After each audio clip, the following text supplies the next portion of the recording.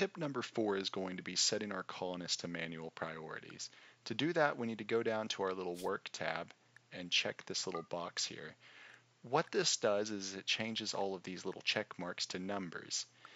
Now, in the basic RimWorld experience, how it decides what your colonist is going to do is it goes from left to right on here as highest priority, lowest priority. Basically, firefighting is the number one thing. Being a patient or basically going to the doctor to get treatment is number 2, or being a doctor is number 3, so on, so on, so on. What manual priority does is it allows us to actually override these things. Now, if you set this to a 1, that's still now going to be the number 1 thing they're going to want to do.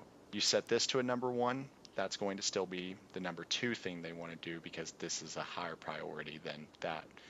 Now, this is a little bit finicky, but once you master how this is actually working, it can be your best friend and allows you to set your colonist at a great pace and they can be super productive. I'm not going to get into the full nitty-gritty of this in this video, but if you guys want me to explain this, drop a little comment and I can actually go on a full tangent about this and we can see what all stuff we can find.